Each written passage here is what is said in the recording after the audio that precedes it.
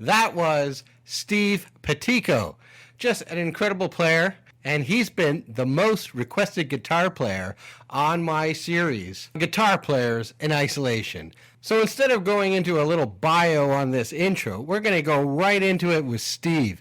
If you're already subscribing to my channel, I want to thank you. Thanks for the support. And if this is the first video of mine you stumbled on, look around. There's lots of great lessons on country guitar playing and some other killer interviews with amazing guitar players in the southern Ontario area. All right, Steve, how are you? Good. How you doing, Arie? I'm thrilled to be able to interview you. I've been a huge fan. I've seen you many times just up in Newmarket. When you play with Lou Moore. It's a blast watching you play. Well, Steve, let's start with something that's very recent.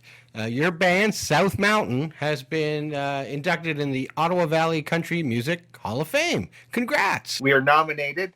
Well, yeah. We're not. We're going in. Actually, we're being inducted, which is great. And that's at the end of September this year. So great. And it's happened before. This isn't the first time, right? Well, the band is going in at the end of September. South Mountain. We've been together since '89. And I was put in I think it was 90. Oh my God, it was 2009. That's when I was inducted into there. Well, it looks like just up to recently, you've been in the studio with South Mountain working on a new album. Yes, we have a South Mountain album. It's probably our 22nd album that we're working on. And we started working on it. We got all the beds done and everything. And the virus came along and we just shut her down for a while. And we had 15 tracks done and I brought them home and Kenny Post, our drummer, we're using his studio. He's our drummer at this time. We've been through many players, and Kenny's played with us before, and he's very talented. He's engineering and playing drums and singing on our new South Mountain record. So he gave me a G5 Mac, and I brought it home, and I've been recording here a little bit. I'm taking my time because we have lots of time right now. Yeah, for sure. So did you get cut short at all? Is there still a few tunes that the whole band has to get together in the studio to finish? No, all their jobs are all done. I'm going through stuff personally just to make sure it's good, and I'll fix little things that I'm not really satisfied with. That could take forever because I'm not satisfied with anything I ever do, right? Because you got to live with it, and it's been fine. I've been recording for 40 years, it seems. Well, it has been over that, but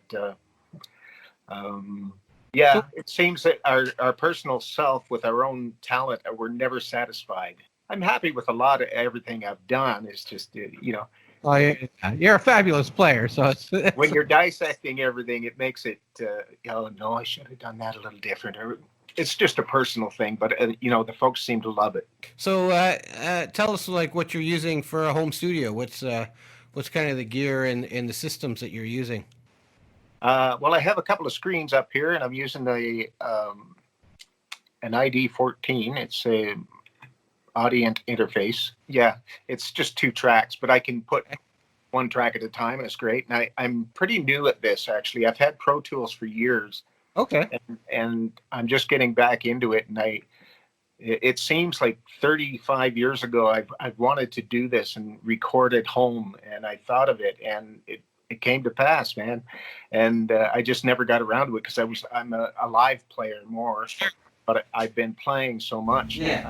I've been busy playing like these 56-day tours with a guy named Scott Woods, who keeps us very busy. There might be a day off and a tour, and that's it. But we're living on a bus, and we're doing it up, all across the country. In Germany, we've been there with Scott.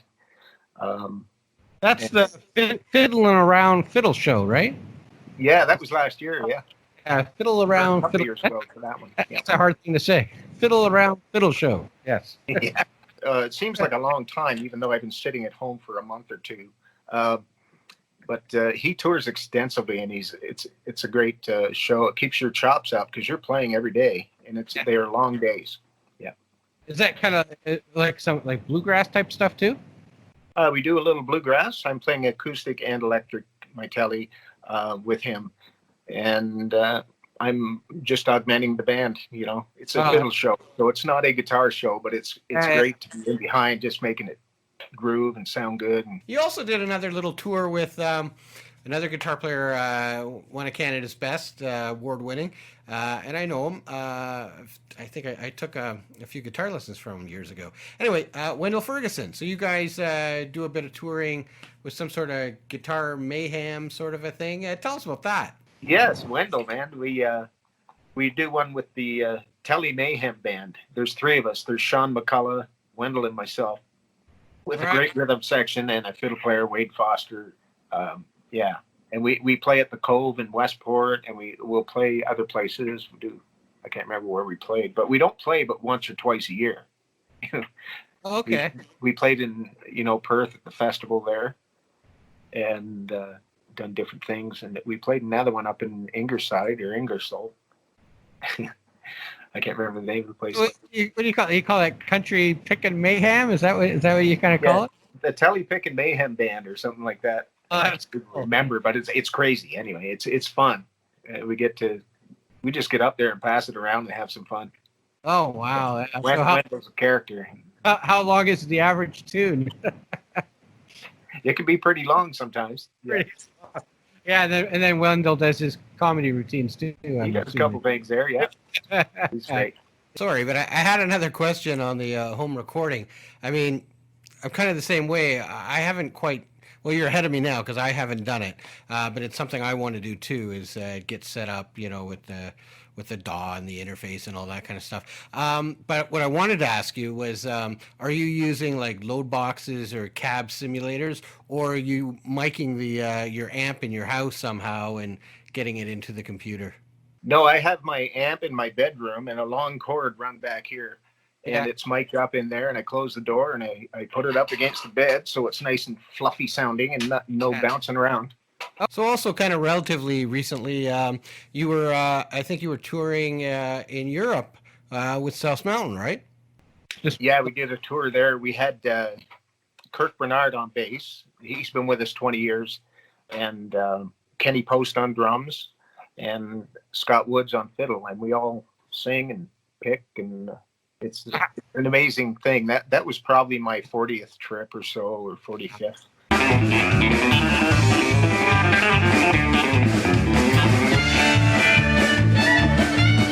Over there, and so we've been going since 89, 90, something like that. I went over first with a band called the Family Brown in the 80s, 87, 88, or yeah, those were the years. And I met our promoter, Case Dahan, who actually handled all the Good Brothers tours.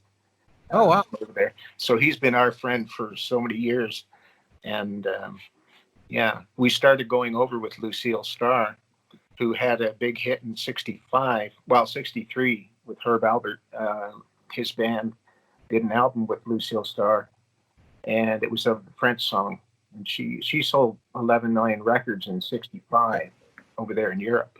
So she's quite a big deal to go traveling with, So, sir, what year were you traveling with her? 90, 91. Going back and forth with South Mountain, because that's kind of it was still fairly fresh, right? Yes. Yeah. So there's a cool video, and I'll sneak it in here, a little piece of it I found on YouTube. Looked like probably something that was airing on Much Music or whatever, the MTV or country version of MTV. It was for a song called Truly Madly. A really cool video. Do you remember, I imagine that was around, 1990 or so. You remember putting that thing together? Truly Madly was a video we did in just outside of town here. I'm in Brighton, Ontario. Yeah. Now, I'm from Toronto, but Wicklow. That was the name of the town. I'm still in love with you. Yes, I'm still deep in love with you.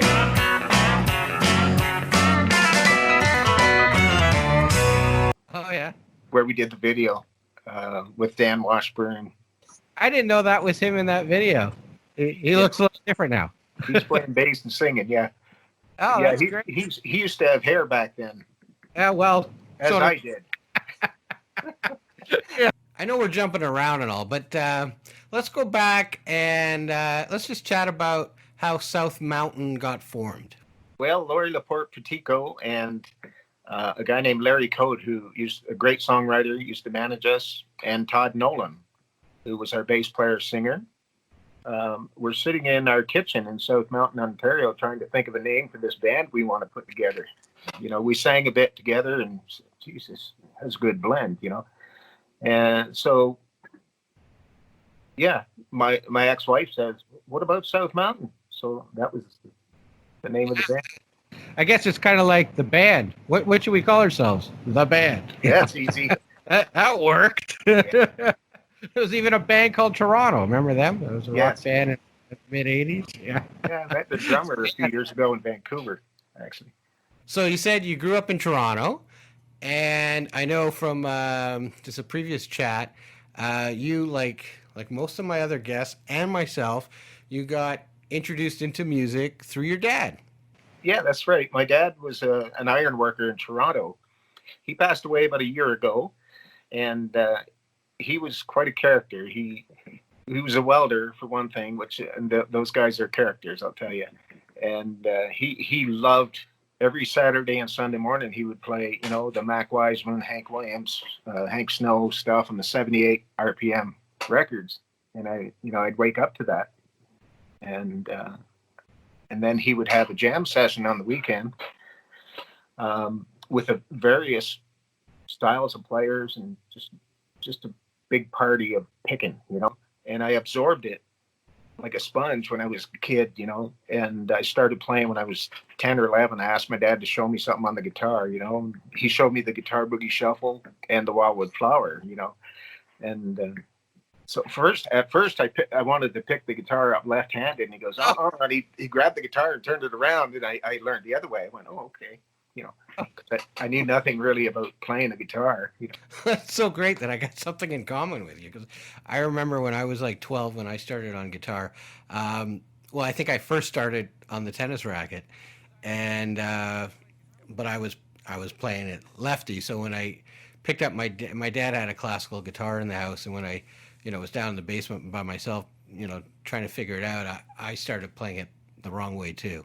Well, it's not necessarily wrong. I have some great left-handed players, you know. Yeah, and it's just my dad said, "No, you're going to turn it around," and I did, because I didn't know the difference at that point. So I'm glad he did. I don't know, it's just the way it is. And my left hand is my strong hand, and yeah, it works to my style, you know. Do you remember what kind of guitar your dad had when you got started? I believe it was a Suzuki. I think it was a Suzuki. It was a copy of a Hummingbird. It had a bolt in it about an inch round, and a big piece of metal holding the head on it because it had fallen over or whatever, you know. And the action was very high, you know. Yeah. So your fingers would bleed, or just almost bleed anyway. It Wow. was a good workout to start the guitar. That was your first guitar you started playing on? Yeah. So I guess you really picked it up pretty quickly and got good fast, because at age 15 in Toronto, you started playing the bars, and namely a bar I think me and my band just played at, not too long ago before everything shut down here, was the Eaton House on the Danforth. Wow, it's still going. That's great. Yeah, it's still going. Yeah, I started there when I was 15. It was January, and I was trying to get up for school most days. I went to a secondary school up on Birchmount there, and I had a hard time getting up after playing, and I think I heard Paul Chapman say that he made it, like he got up every day, so, which is cool. I respect that, I didn't make it much. And so my dad took me up to the school and talked to the principal and said, Steve pretty much knows what he wants to do. Can he get an early school leave? And he shook my hand and said, thank you very much. He says, good luck out there, and come back anytime you want. And I've been playing ever since. So, Steve, you do you have relative or perfect pitch? I think it's relative pitch. I don't know about perfect. I know some guys that do have perfect pitch, and I do it differently. I just how do I do it? I find out what my bottom end is, and dun dun dun. That's probably that might be A. No, it's probably a B flat. See, I'm guessing all the time, but don't worry about it. I usually am right when I hear something. Yeah. I guess that skill of relative or perfect pitch really helped you learn songs like really fast. My dad gave me a car. He threw the keys across the table. He says, "Now you're working." I was 15 years old, 15. And of course, I never had a license. I never got my license till I was 23, 22, something like that. Anyways, I drove all over the country, like all over Ontario anyway. And I would listen to the radio on the way to the gig and hear these licks and go, I like that. Wow. And I'd play it that night, just from you could put it to the guitar from just hearing it. Yeah, that's pretty much what I do and have done ever since. Yeah. So when you were 15 playing these songs pretty well from just listening to it on your car rides and playing the Eaton House on the Danforth, who were you playing with? Was it like a traditional country band? It was a guy named Herman Littlejohn. He had a drum machine and a flat top, and I played lead with him, and he sang. I didn't sing. I didn't sing till I was, 17 or 18. Do you remember if it was a Korg drum machine? No, I don't, but I think it was. Yeah. I remember the name. Yeah. My dad had one of those. Because I had a tuner that was the same name. Yeah. Yeah, I remember that. He would have that, like a big box, and he'd sit on the piano, and it'd have like those, bossa nova beat, polka beat. It's just the white buttons, and you click. Foxtrot.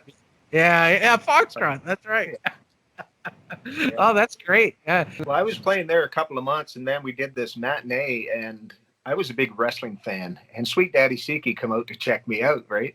He was at the back of the room, but I knew he was there because I'm a big fan, And he came to just listen to me play. And he asked me to come over, and I met him. I didn't say much because I was really shy at that point. I'm not as shy anymore, it seems, but I was at that point. And he complimented me and everything else. And I never did work for him or play for him, really. We jammed with him down in Moncton once, I think. I was with Terry Carice at that point. And that was like 83, 84.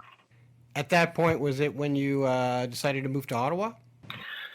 I played in Toronto and Ontario, all over, Kapuskasing, everywhere. I played with Cliff Carroll and the Hitchhikers and Harold McIntyre before he had his records out, and that was like 78.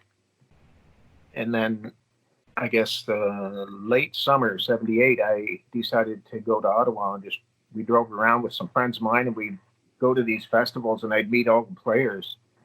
And I ended up playing with a band called the Prescott Brothers up there, which was a very high-tech instrumental country electric bluegrass rock band. It was cool. Yeah, I love those guys. And it's like when you get up to dance with them, the tunes were so arranged, like it was like a lot of great picking and stuff like that. But there was like 3 or 4 grooves to each song because they changed and they grew. They just changed. All the arrangements were they were ahead of their time. Yeah. So were you playing Tele or a Dreadnought? I played my Tele. So you're describing it as kind of a rock type bluegrass band. So what was the instrumentation? Was it like full on with, banjo, mandolin, fiddle? At first it was just me, Lynn Davis on bass, Ron and Randall Prescott, who Ron was the drummer, and we all sang. And Randall Prescott played banjo, harp, harmonica, and flat top. And forget what else. He's a very talented guy. Yeah. And it was just, we used to play rock clubs all the time around Ottawa, and we do like 6 nights in the, these rock clubs. And I was there singing Mac Wiseman songs, and they were, everything was working out for a bunch of, country boys playing in rock bars. And we did some rock tunes to, satisfy the owners. And Yeah, sure. that was 5 years. Yeah. So what's the next thing in your life, South Mountain? No, I played with a lot of bands. I played with okay. Terry Carice after that. He's like a male vocalist. He won for the CCMA for, I don't know, 11, Right. 12 times. A very talented guy. And then I'm trying to count. I played with Bobby Lalonde. He's a fiddle player, great fiddle player, good band. I was with them for about a year, and then I just freelanced with everybody. And Okay. I never really. I used to tell them I couldn't hold a job because I played with everybody, Well, you're like a first call sideman, basically. Well, I'd fill in for a lot of people, or I'd play with. It's funny. Some of the bands would book some dates, like if I wasn't available, they'd wait and book something else, Oh, yeah. Well, they wanted you. at another time. So because I was busy with so and so, While all this great live playing was going on with all these different artists, were you also getting involved in session work? I imagine, like, a lot of people wanted you on their records. I did a lot of studio work in the 80s and 90s. I still do a bit here and there, but yeah, that was my time back in the 80s and 90s, it seems anyway, because I was busy playing 8 days a week, live, studio, and yeah, I learned a lot of stuff. I thank Randall Prescott for all that, for a lot of it, and just everybody I've been in the studio with. It's quite a deal. Was it mostly country stuff that you were being called on, or was it like kind of all over the place, pop or jazz, rock? I've done everything. I did this jazz album. I can't remember the artist's name. I wish I could, because I want to hear that stuff, And I remember it being great. There's a fella named Pish Lee from around here, and I can't find my album. I'd love to hear it again, but it's just punch and rock and hard stuff, like it's great. Oh, really? Yeah. Ah, A fella like Paul Chapman's on it, and Mike Keats, and a couple other great players, and it seems that I'm playing all the leads on it. I don't know why, because these guys actually play that stuff, but I went to the studio up at Andy Thompson's, and he had this rack mount thing. I can't remember what it's called. It's in my garage, but it had a couple of tubes in it, and I sounded like Van Halen, man. So I bought it off him after, and I've never used it since. After the session, because I was so knocked out with the sound. That's really cool. I mean, we got to find this recording. Michael Keats, he's amazing, and Paul Chapman, we all know, is incredible. Wow. Well, maybe once I put this video out, one of them will contact me, and they'll tell me they got a copy of it, and I'll get it to you. Yeah. Yeah. We got to source that down. So South Mountain, I mean, it was a pretty big deal. I mean, I was reading, I guess, probably at the peak there. I mean, you were opening for like the who's who, Ricky Skaggs, Waylon Jennings, Vince Gill, George Jones, Merle Haggard. I mean, it sounded incredible. Yeah. We got into some festivals like at Carlisle when they had their thing going on in 89, 90, 91. And we played the 3 years, and we played with everybody from Tammy Wynette to Steve Piticco.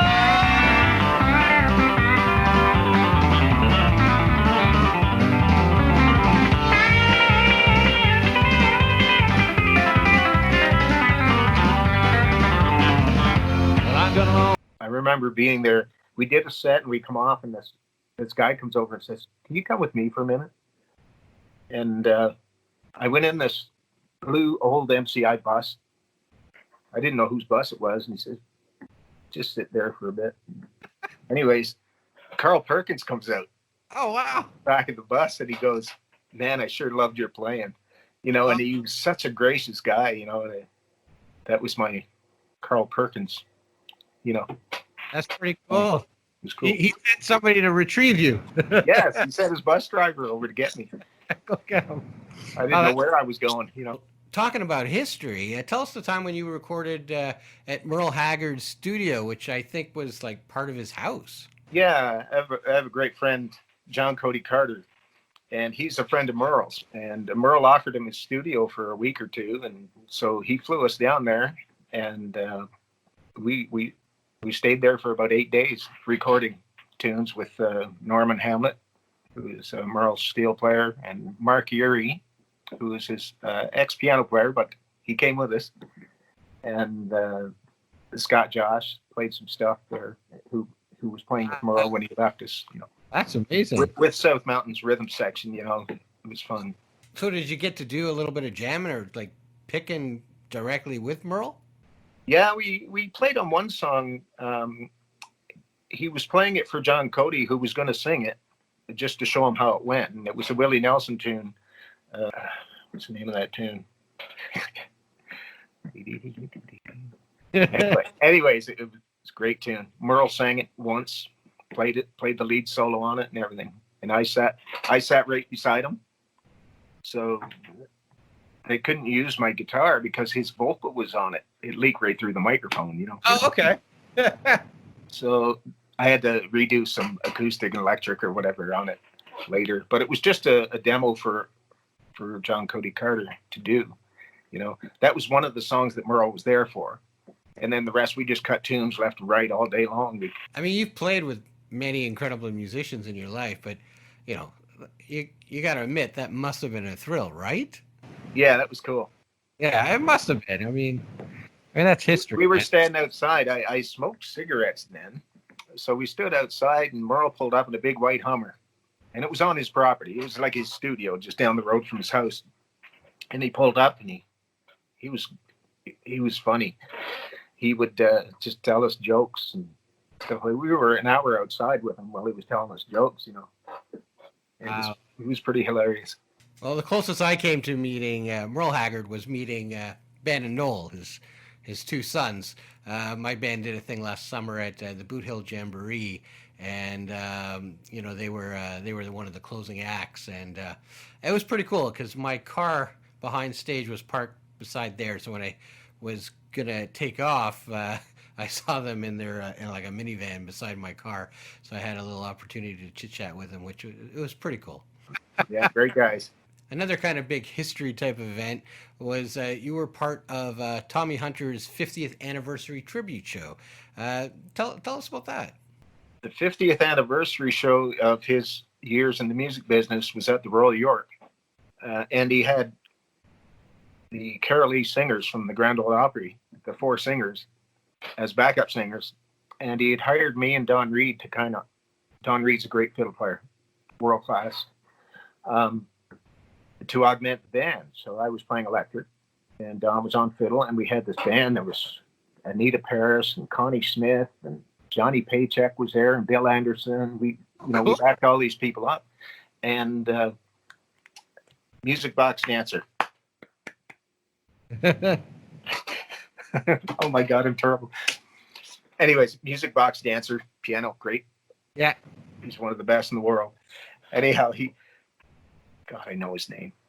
Anyhow, there was him and Peter Appleyard as well, was playing vibes. And we did the fastest version of Sweet Georgia Brown I ever heard in my life. Oh, yeah. It was great with those guys. Yeah, that was fun. Okay, so now it's that time in the interview to talk guitars. So I've seen lots of videos of you and seen you live a handful of times, and I find your technique is very unique, and watching you, it's very different than watching most guitar players. There's a lot of notes coming out of you, but you don't really see a lot of movement on your hand, and then it's almost like you use your index finger as this, invisible. Well, not invisible, but it's there, like a capo. So you're kind of doing that, that cage system, but you're doing it more defined than most people do. You just your hand just kind of moves with this kind of like imaginary capo type of thing. Anyway, tell us about that, because I find it fascinating when I watch you play. Well, any position open, like C, if you play in C sharp, that's got to be your capo, you know, Right. and all the way up the neck. If you're in G, same thing. You need that capo just to know where you are and everything else. So everything I play up the neck is open in my In your head. Yeah. yeah. So everything is open to me, and positions can change in a second up the neck. You know, I can be in D7 down to, you know, whatever. Actually, in the G chord, say, I can show you, but Well, if you want, yeah. it just happened. The sound isn't good on Skype, but it'd be kind of cool if you I want mean, to show us. I'm not quite plugged in over here, but Oh. This guitar needs a little work. It's hard to tune lately. But it's my 76 Tele. Oh, okay, cool. Oh, well, we'll talk about that one. Yeah, that's so you've actually had that since 76, right? I bought it new off Joe Lato when he had his shop on Kingston Road and around Silver Birch there. Yep. Oh, wow, yeah. Well, let's talk about like what we were going to talk about, like a little bit of that technique. Yeah, it's hard to get it, make sure to get it in a webcam. But yeah, you kind of shift up, like you got this moving capo. Yeah, it's my invisible. It's not invisible if you use it. Yeah. It's there. You're always aware that there's, with your open chords, that's C. So I'm in actually F there. Right. That's E. Right? But there's E as well, because I got a D chord, it looks like. Yeah, yeah. Up two.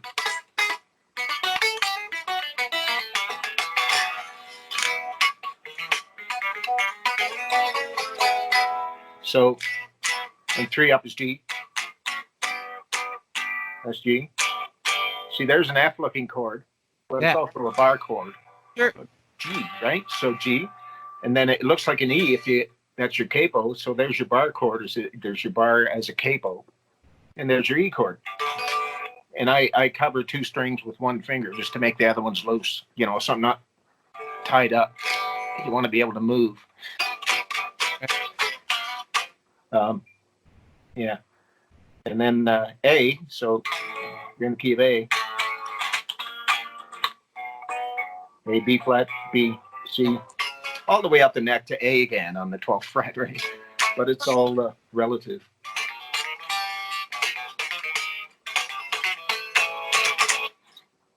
I mean, I think a lot of players just refer that idea of the moving chords as the cage system. But I think what makes you a bit different is you're kind of basing your licks off open string licks, but you know, instead of being in an open position key, you've got your index finger kind of holding down the bar, and your other fingers are playing off that to make it like open string.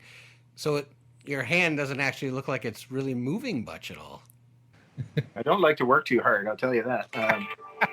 I think another one of your trademarks is you like to bend like the A and the E string a lot. You like the low string bends. Yeah, I do some of the behind the nut as well.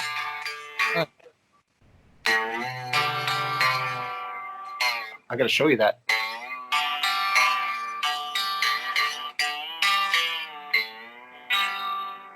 Well, I mean, the It's hard to tell what I'm doing because my hand doesn't move. I know. I noticed by looking at it myself that, you know, it looks just like it's the same as for the, you know, and but it's to whatever you got to use to attack and get the right thing, you know. Well, it's kind of too bad that we got to do this through Skype, but you know, because of COVID, we're got to be isolated and locked down. But yeah, guitars. I don't know why, but for some reason through Skype, a guitar sounds like it's underwater. But anyway, let's talk about this guitar. You know. Yeah, well, 76. I've had it 44 years. Wow. Yeah, that's a long time. Well, let's talk about the electronics of this guitar because that's really unique to you. You've yanked the pots right out. You don't have a volume or tone control in your Telecaster.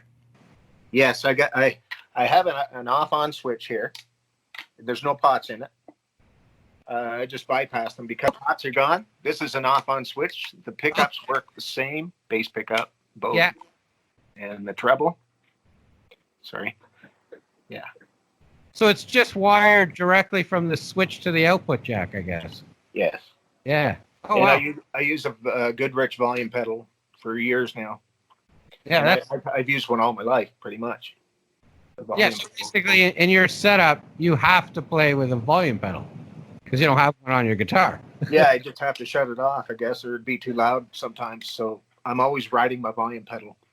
Wow. And if I would blow a pot when I had them in, like 25 years ago, I think I took them out. I can't remember now. Anyhow, I'd have to replace them. So I just snip them out of there. Don't need to replace them. That's cool. Well, I've read too that I guess the signal's a little bit different when you're going direct and you're bypassing, the tone and the volume. So there's a tone difference. Do you find that? Yeah, I think there is. I'm not too techie with that, but I know it's like a hot signal from the pickup direct out. Yeah. Are the pickups changed, or are they the original pickups? No, I have all my original pickups, and I've been through many pickups. Okay, cool. These are your Texas specials, and yeah, they work fine. Oh, great. I have them on my.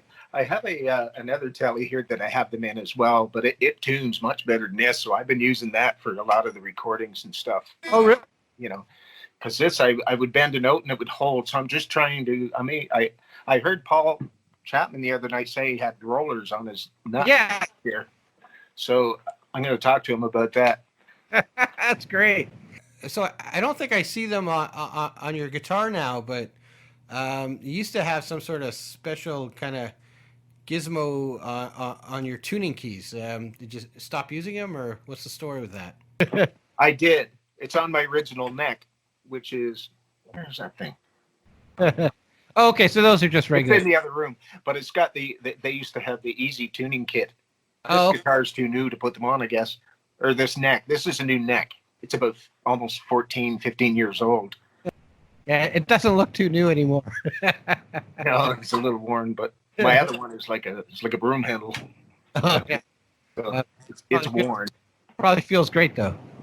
Yeah, this one feels. Yeah, the old one feels really good. It's solid. It's like heavy. When you pick it up, it's full of sweat and everything, and it just feels great, And this one here is kind of new, but it plays good and it stays in tune. I love it. Or actually, the other one does, but this one I'm working on. So you mentioned you use a Goodrich volume pedal. Well, those are kind of traditional to steel players. How did you end up picking that over, something that most guitar players use, like an Ernie ball? Yeah, well, I started out with an Ernie ball, which I loved. But I had an Ernie ball one time, and I was playing a club down in Nova Scotia somewhere, and we were going live to radio, and the stage was like 6 feet off the ground, right? So we're going, ladies and gentlemen, Terry Crease. I was with Terry. So I went to put my foot on the volume pedal, and I kicked it off the stage, and it went hum, and then we were live, Yeah. That was a bit embarrassing. And then I told Al Briscoe, the steel player, Al, great steel player, I told him the story, and he turned me on to the Goodrich pedal. So I've had a few Goodrich pedals. I like to have extras around in case I blow pots and stuff out of them. Yeah. Well, what exactly do you find different or better about the Goodrich over something that most of us are using, like an Ernie ball or a Boss? They're a low profile, so I have the L120, so the L meaning probably low profile, so it's shorter. So you can just kind of set your foot on it without having to worry to step up onto it, Oh, so you just find it a little bit more comfortable. Yeah, it's the lower profile. Yeah. So it's like half-inch shorter than normal volume pedals, So effects-wise, are you still using the Boss ME50? Yes, the blue one. Yeah. Yeah, I've had 4 or 5 of them. I love them. I love it. I end up selling them to people that need them or want them or can't find them or whatever. But I always get an extra one somewhere. So it's kind of like it worked, and that's it. I ain't trying something else. Yeah. In Europe, right now, it was the last 15, 20 years. I've had the same setup, the volume pedal and the ME50. Over there, I leave it in Case Tahan, our manager's office over there, so I don't have to fly it or pay for it or every trip. That's a good idea. Yeah. So I just leave it over there and use all that gear. Carry my guitar and we're laughing. Right. You just use backline amps when you tour in Europe. Yeah. So on your pedal on the ME50, are you primarily just using it for delays? I pretty much set the compression, like there's two knobs, and I'll set them like, well, 1 o'clock, and that's it, or 12 Okay. o'clock. And I just leave the two knobs flat, and I'll use the delay mostly. I do use the distortion once in a while, like every 2 months, something like that, or when I need it, whatever. I got amps that'll do that too. Like I have a little Blues Junior in a pine box that a guy named Derek Bell made, and it's the speaker's centered and it's bigger. It looks like an old Bassman, and it's tweed. Yeah. But he just took my old guts from the Blues Junior and put it in there, and it's like 3 times the amp it was. So when I've seen you play, and you do a solo that kind of emulates a pedal steel, I mean it's so spot on. I mean, I swear sometimes I could close my eyes and it's like, no, there's got to be a steel player on stage. That's not guitar.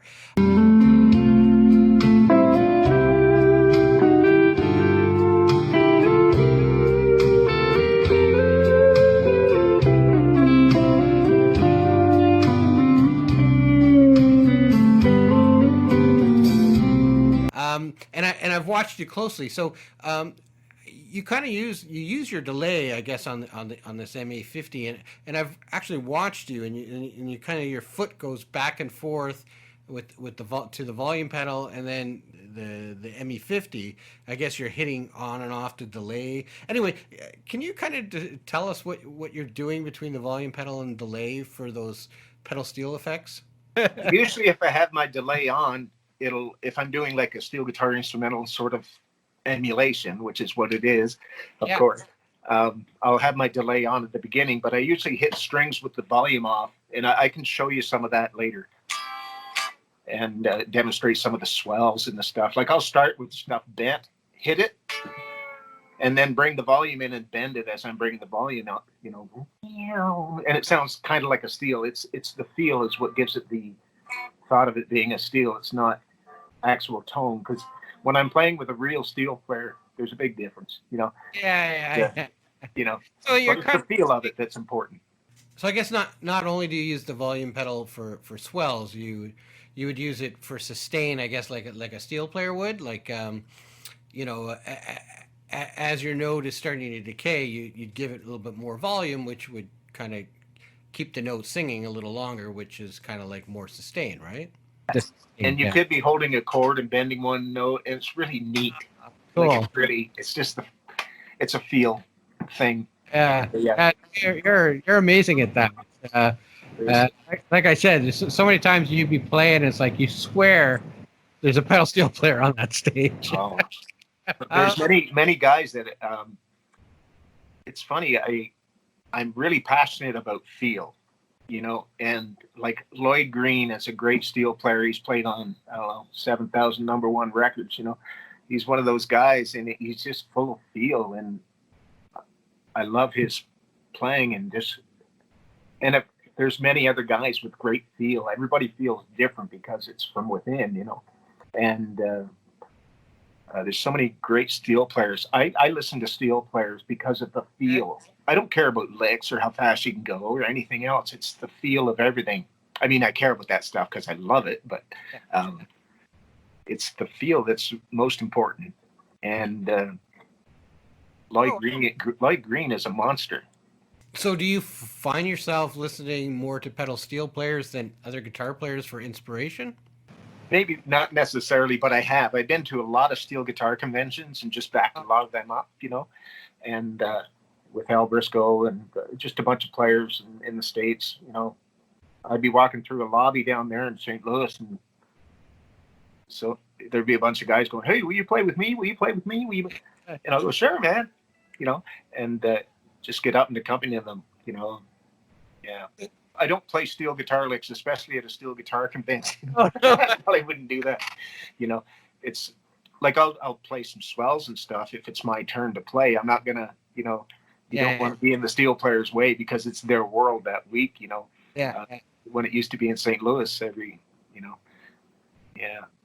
So what guitar players did you listen to? Like when you were way back when you were 15 in Toronto, playing at the Eaton House. What guitar players were you listening to? Roy Nichols, who played with Merle Haggard. Sure. He played on a lot of the hits with Merle, and yeah, he was amazing. When I was 12 or 13, I was at a party in Lindsay at number 2 Duke Street.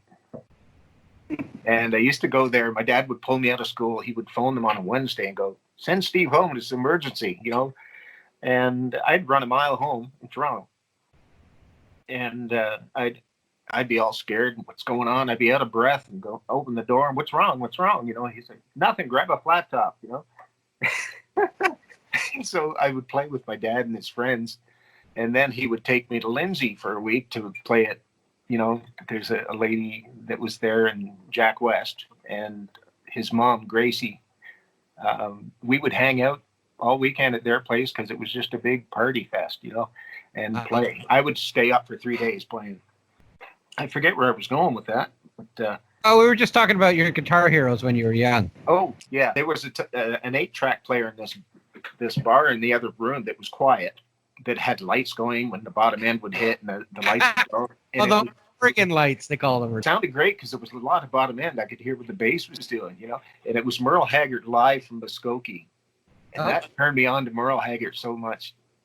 It's amazing. And Roy Nichols was on there just playing what he does, and I loved his style because he reminded me of me, because I think like that. Okay. I'm not Roy Nichols, but I have that same mindset, Well, he was a little jazzy too. He was a great Yeah. player. Oh yeah. Yeah, he wasn't like a straight up kind of chicken picker at the time, like a James Burton.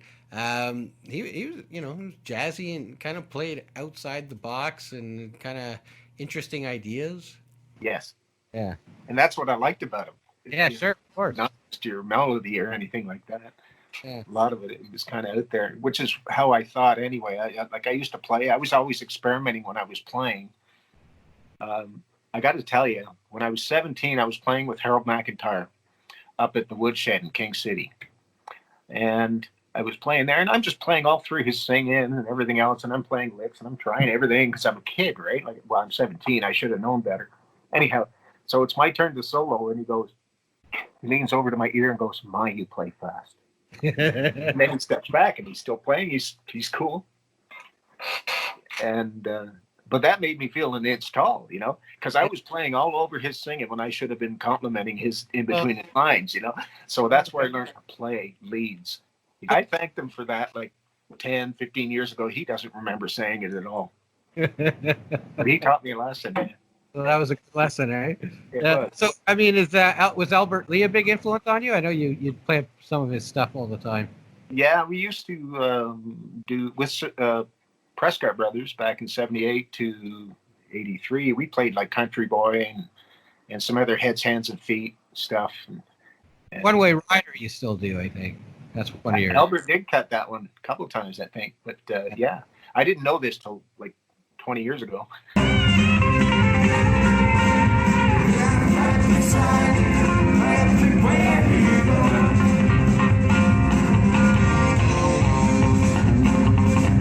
But we got to play with Albert in Clayton, New York at this little theater. Oh, yeah.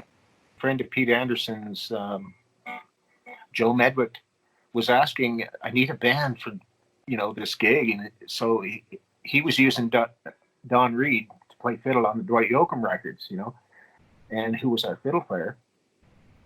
And he says, "Give Don and Steve a call up there in Canada, Pete Anderson, So Joe did, and sent us all the material we needed to learn and for Albert Lee, and we backed him up in New York, and it was great. My hero, I got to play with him, man. It was great. My other guest on this little series that I kind of started, Fred Lewis. You know Fred Lewis? Yes. Yeah. So he's a massive Pete Anderson fan. So he's gonna love the story. Fred also played with a young female artist, Naomi Bristow. I think I got her name right. And I noticed that you did kind of like a cross-country tour with her too. Yeah, Naomi was touring with Scott Woods for the last couple of tours that we did, and she's amazing. I've been working with her since she was 9 or 10. Oh, Okay. wow. Was on her first 3 albums, yodeling. She was yodeling at that age, you know. She's turned into quite a lady, and she's very talented. So I know we're bouncing around a bit, but back to the guitar playing. Yeah, you got all this, you know, incredible feel and emotional stuff that we talked about the steel emulating. But you can also rip. I mean, I've seen you, you know, you can chicken pick and just play like super fast. I mean, part of your show, you always play the that Brent Mason tune, Hot Wired, which is just, you know, ripping fast, and you do some of those Albert Lee stuff, you know, the Country Boy, and you know, I guess Ricky Skaggs did it too, and it's just amazing. But still, again, when you're playing even these super fast songs, for some reason your hand doesn't look like it's moving at the speed that the notes are coming out. Well, the fingers are moving as well, right? So on the right hand. Yeah, no, for sure. So, and then there's a lot of hammer offs and stuff that you do here that are like you hit it once and it kills 2 or 3 notes. Yeah, yeah. Yeah. What did you think about? I got to ask you this. I guess you were doing a clinic up at I forget where, in Orleans, maybe at Along and McQuaid, and you know the one I'm talking about. Like somebody took a video of you at a clinic at Long and McQuaid, and the thing just went completely viral. I think the last time I looked, it's like 400,000 views on it.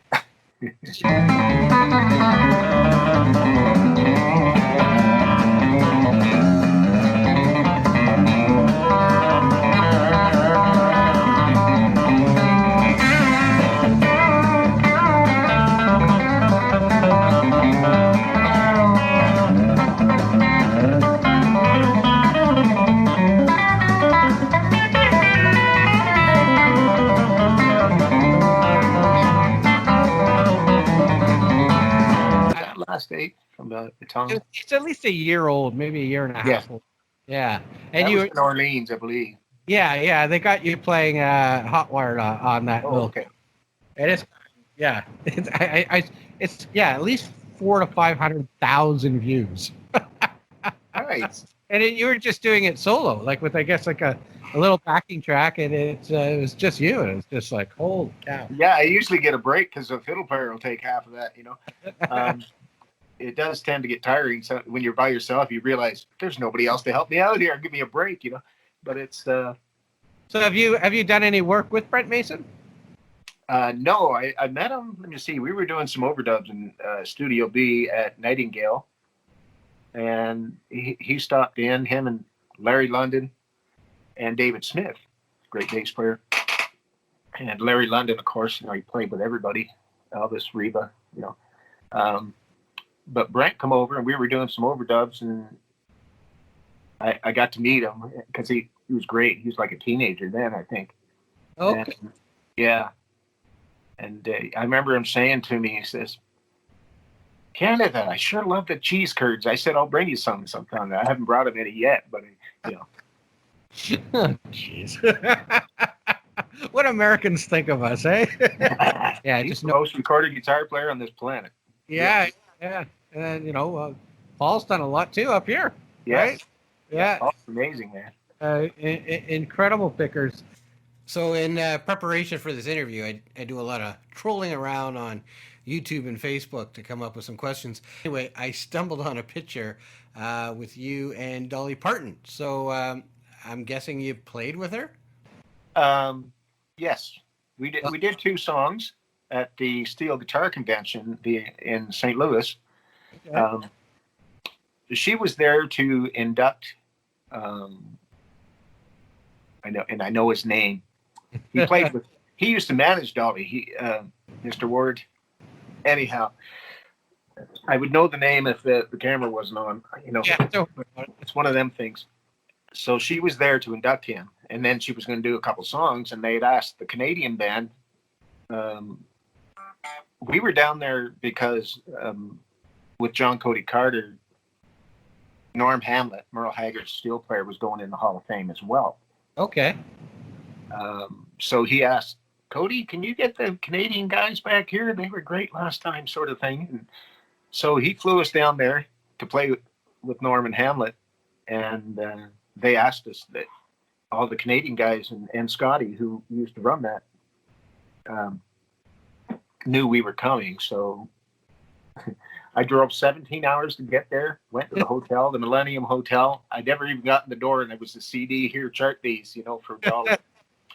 And so I went to the room and I charted them. And then there was a couple of days we just do the steel guitar thing and just go to the different rooms and I jam with everybody. It's amazing. So we ended up playing with her for 2 songs. Yeah, she had 3 singers with her. And South Mountain and Mark Arie was there playing with us. And, yeah. Do you remember which songs? I do have the charts next door in my office, and the folder for Dolly. 2 songs. I think it was "I Will Always Love You." Okay, sure. And my God, I can't remember what the other one was. But it was a big Dolly tune. You would have known it for sure. Oh yeah, sure. So was that pretty cool? That must be kind of cool. And it's well, it was cool. You know what was funny, which nobody knows? It was supposed to be an A flat. The first one. Yeah, "I Will Always Love You," right? Right, yeah. Anyway, so I hear Kirk Bernard, our bass player, he's just fooling around, he's playing, and he's in A flat. I'm going, did you tune right or did you tune flat, man? And I thought he had tuned open, and that's what it sounded like, and it scared me. So anyways, I'm setting up and I'm rushing because Dolly's wanting to go, right? And somebody had just finished, so she was actually early because she had to be in LA at 2:00. Her plane was waiting there, and this was around noon, and we were supposed to go on at 2. So anyhow, it ends up I started the song off in A. She's supposed to mod to A from A flat, Yeah. Oh yeah, that's right. So we didn't. She knew something was going on. She knew what was going on that through the chorus and everything. And I went, "No mod, guys. We're not gonna mod. We're just gonna leave it where it is." And this is during it. It's a story of my life. Not that I make all these mistakes all the time. It's just like we wing stuff and we make it real for that time, that second. All right, so there was no chance you were going to go to B flat and see if she could sing it. And I know she could have. She Probably just ripped it. She's such a great singer. This is great, Steve. I really appreciate your time. So here's just kind of a fun question: Is there an artist, dead or alive, that you wish you could have played with? It was always my dream since I was like 13 to play with Don Williams. Okay. Yeah, and every couple of weeks for 2 years, this was maybe 10 years ago or so, I'd be touring Texas with a guy named John Cody Carter. So I would always Google Don Williams and see if he was close and on our track, on our way, so I could stop and see him, And I'd never met Don. I had an offer to meet him when I was 15. I chickened out. And I was his biggest fan then. Anyhow, so it turned out that all the radio tours that we did, we didn't get in his area. We played in his town, like in Oklahoma and stuff, where close to where he lived, and just never got to do it. I wanted to knock on his door and play with him all day. You know what I mean? So I love Don Williams. Yeah, he's amazing. Song? What about him did you made you want to play with him so badly? Just because I love his stuff, the feel of it. I attribute most of my feel to Don Williams, and Lloyd Green's was in that band, Okay. And it's just Kenny Malone and all those guys were so amazing. But I love the old stuff. I mean, the B-sides that you don't hear much of Don Williams. I used to go to bed with that stuff. I put like 7 LPs on a little turntable on a Mickey Mouse thing. Record player, and I'd go to bed with that on, leave it on all night. Just a low volume, but I guess it got in there somehow. I don't know. So most of your career has been playing live. That's been kind of the majority of the work that you've done. What advice would you give to a young player who just wants to get out there and play and make a living at it? I know a lot of great young players that are coming up, and I love those guys because it gives me hope in the music business. You know, that it's going to continue. It's kind of hard. Like, I've been around so long, I think that and I've been as busy as I've ever been in my life the last 5 years, you know, the last 10 or 15 years. It's been really busy, you know, and I'm thankful for that, because a lot of guys aren't that busy, you know, and it's hard to do a full-time thing sometimes, or it can be. It just depends who you know and how. I just wait till the phone rings. I don't go out there and phone people for gigs. I wait. I've been blessed enough to just wait, and I fill my calendar pretty good.